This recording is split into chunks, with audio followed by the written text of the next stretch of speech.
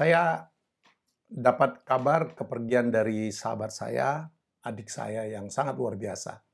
Lebih muda dari saya, ya, tapi saya respect dan saya pikir bangsa ini pun juga respect.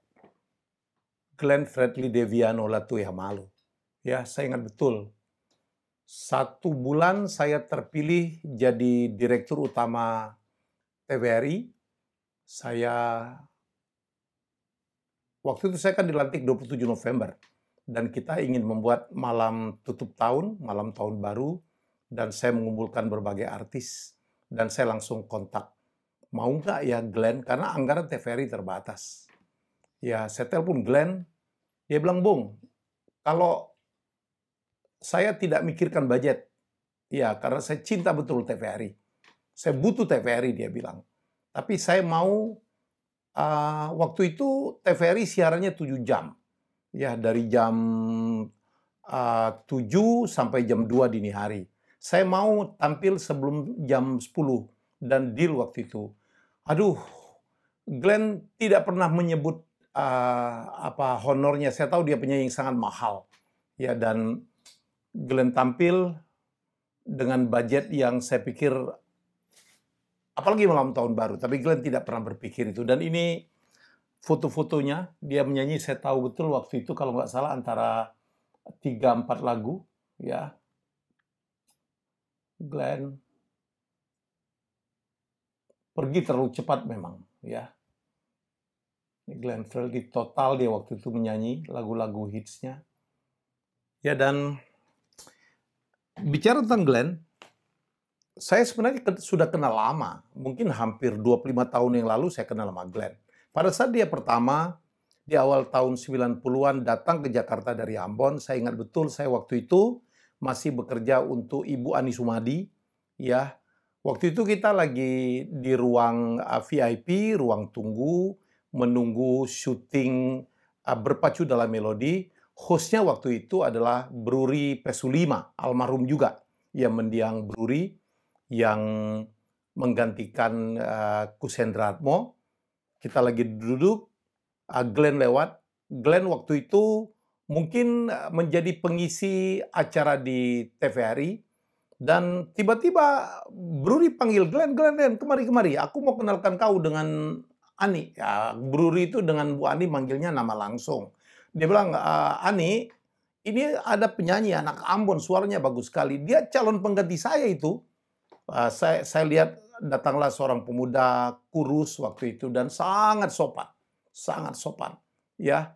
Dia salamin kita semua, ya, membungkuk. Dan saya tahu betul Bruri Pesulima itu adalah seorang yang jarang memuji orang lain. Tapi dia waktu itu nggak tahu, mungkin punya firasat, dia akan jadi pengganti saya, Bu, ini, Bu. Dan begitu Bruri pergi, ya memang terbukti Glenn Fredly menjadi seorang megastar yang sangat luar biasa. Tidak bermaksud membandingkan, ya, Bruri dan dua-dua dari Ambon, dan Glenn mencapai stardom yang berbeda. Ya, mencapai stardom yang berbeda. Glenn kemudian dikenal tidak saja sebagai penyanyi, ya, tetapi juga, wow, ini anak luar biasa, ya, rasa sosialnya, kepeduliannya, membantu orang lain, hormatnya kepada senior, hormatnya kepada kolega, dan dia sangat memikirkan orang lain, ya. Dan dia tidak saja di musik gitu, dia juga, kita tahu dia juga aktivis sosial, ya, aktivis lingkungan. Ya, dia sangat peduli, dia selalu hadir pada saat bangsa ini misalnya dilanda musibah, ya. Glenn Fredly. Dan setelah pertemuan itu yang saya juga waktu itu tidak terlalu menganggap serius karena saya tahu bahwa Bruri kadang-kadang banyak bercandanya juga gitu. Tapi setelah itu Glenn mulai naik popularitasnya. Ya, saya sering hanya bertemu sama-sama di panggung.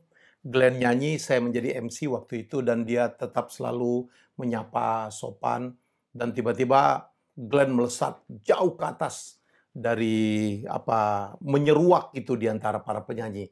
tidak saja suara yang sangat bagus, ciptaan-ciptaan yang sangat bagus, cerita hidupnya juga sangat menarik. Pemujanya terutama perempuan ya, cewek-cewek banyak sekali yang suka dengan Glenn. Lagunya, ini orang menyebut juga Pangeran Cinta gitu, lagunya sangat romantis. Ya, dan yang membuat saya apa hormat dengan Glenn, idealisme yang sangat luar biasa. Dia selalu hadir gitu, memberikan komentar, memberikan kepedulian. Glenn ini ya, kita lihat Glenn ini penyanyi yang sangat mahal banget. Tetapi dia tahu gitu, kapan harus minta dibayar honor yang sangat mahal, tetapi kapan kadang-kadang dia tidak bicara honor. Kadang-kadang dia rugi barangkali. Ya, sekitar 2 bulan setelah saya menjadi direktur utama TVRI, dia minta ketemu dengan saya melalui Syahid Ibrahim, manajer saya. Mas Helmi, Glenn mau ketemu. Waduh, saya bilang saya butuh Glenn nih, karena saya tahu betul kalau saya ingin kembali membangkitkan TVRI sebagai rumah musik. Ya, karena TVRI itu adalah TV publik. Salah satu yang kita harus kembangkan itu adalah budaya dan musik salah satunya. Dan Glenn saya tahu ini adalah ikon. Saya tahu waktu itu TVRI jauh dari milenial. Kalau saya berhasil minta bantuan Glenn untuk tampil di TVRI, saya pikir selesai. Dan betul. Glenn sangat komit. Saya ingat betul, menjelang hari musik, Glenn tiba-tiba datang ke saya, minta dukungan saya. Dia bilang, Mas Helmi, dukung saya menjadi ketua panitia peringatan Hari Musik Nasional yang kebetulan di Ambon. Ya, asal daerahnya Glenn. Wah, saya bilang, siap Glenn, TVRI pasti hadir. Nggak ada hitung-hitungan juga kita. Dan sebelum acara tanggal 9 Maret 2018 itu, ya, saya malah sempat ke Ambon bertemu Glenn. Barangkali ada fotonya di Instagram. Ya, Glenn memposting. Itu adalah pada saat saya dalam proses diberhentikan oleh Dewas TVRI. Glenn membela saya gitu. Membela saya bahwa TVRI berubah setelah saya pegang. Dan dia menghimbau agar Pak Jokowi memperhatikan supaya TV publik diselamatkan. Ya, jadi saya melihat ini anak kepeduliannya luar biasa dan dia menjadi ketua panitia. Dan pada hari musik itu, ya saya sendiri tidak bisa hadir karena waktu itu harus terbang ke perjalanan dinas ke suatu tempat mewakili TVRI.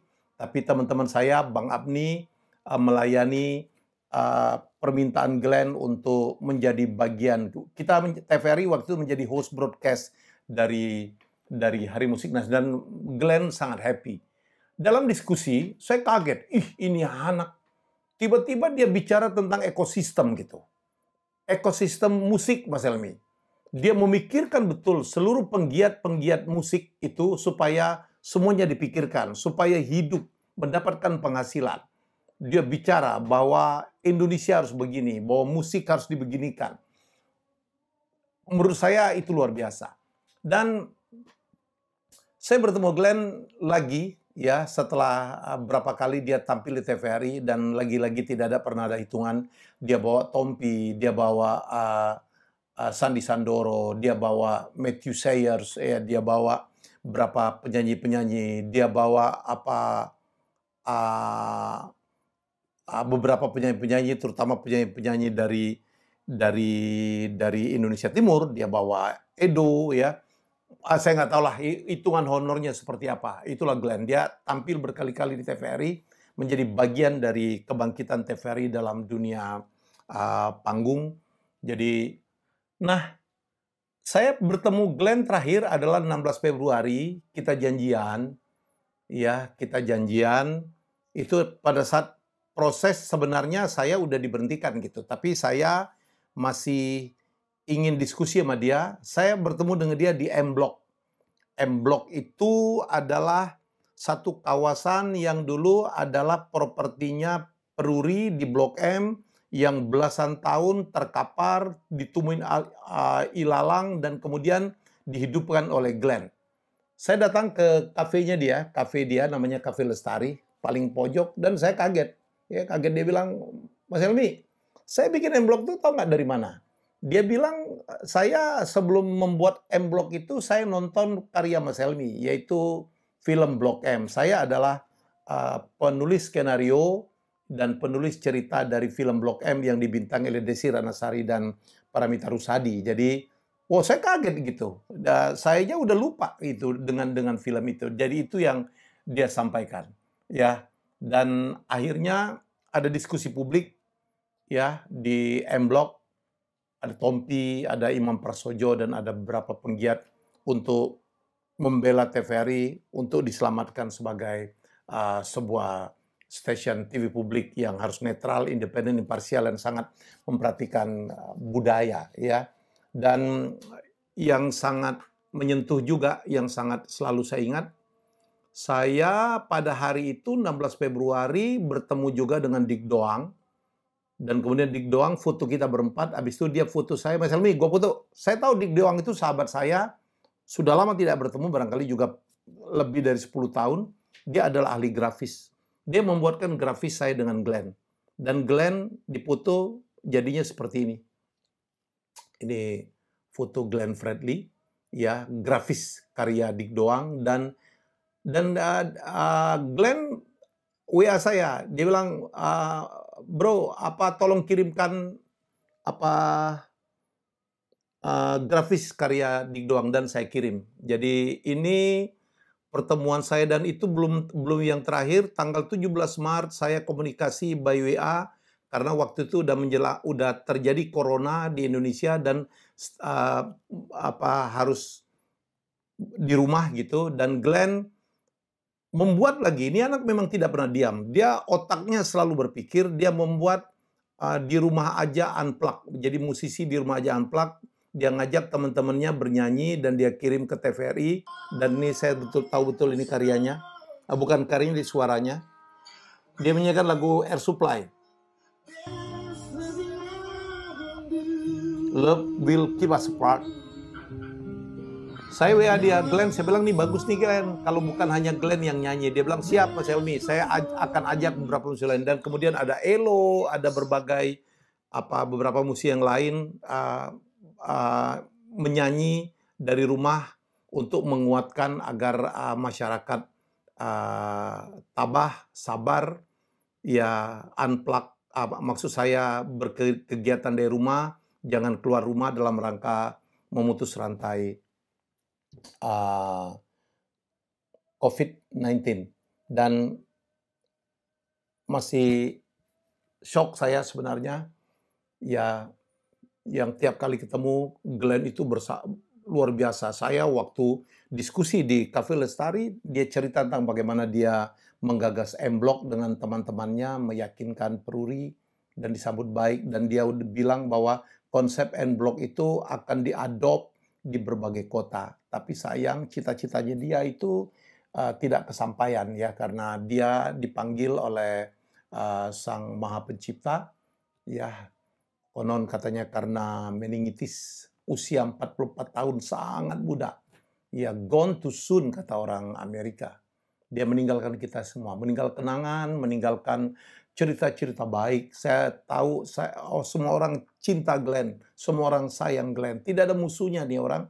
Ya, dia juga sangat perhatian kepada musisi-musisi muda. Sangat banyak anak-anak muda dalam bidang musik yang dia berikan kesempatan. Dia punya kegiatan musik bagus di Citos rutin. Dia ajarin, dia melakukan coaching untuk memberikan upgrading gitu terhadap musisi-musisi. Satu barangkali waktu saya posting di Instagram, ya, simpati saya, kehilangan saya atas kepergian sahabat saya Glenn Fredly ini, ada satu orang yang mengingatkan saya bahwa dia bilang, "Bang, nanti kalau abang kangen sama Glenn, tolong itu gitar batik punya Glenn yang dulu abang menangkan waktu lelang amal untuk Sulawesi Tengah, abang mainkanlah lagu-lagu Glenn." Saya terhenyak. Saya ingat ya, pada saat bencana Palu, Glenn juga tampil di TVRI, di halaman TVRI di samping Papa Rons gitu. Dan kita melakukan lelang amal, salah satu pertunjukan amal ya menghimbau penonton, menghimbau pemirsa untuk berdonasi untuk membantu Palu dan Donggala Sulawesi Tengah. Dan Glenn melelang gitar kesayangannya yang dengan motif batik itu. Dan saya waktu itu dengan niat yang sama dengan Glenn, akhirnya saya berinisiatif waktu itu ikut lelang dan saya menang lelang.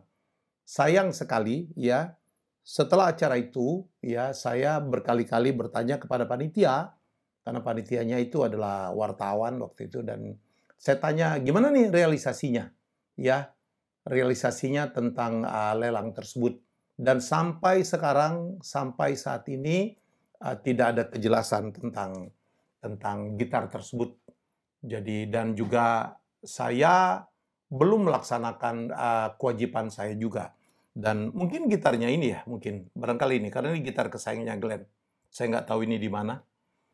Ya, jadi itu kenangan saya yang mungkin akan selalu mengingatkan saya di antara demikian banyak kenangan. Jadi sekali lagi, selamat jalan Glenn. Semoga Glenn mendapatkan tempat yang terbaik ya di sisi Sang Pencipta. Ya, doa kami semua. Ya, rest in peace Glenn. Ya, damailah. Ya. Jadi ini tokoh yang luar biasa yang melampaui, nggak ada yang seperti Glenn Fredly. Ya, semoga kau tenang. Selamat jalan, sahabat. Mari kita doakan Glenn Fredly agar damai di sana.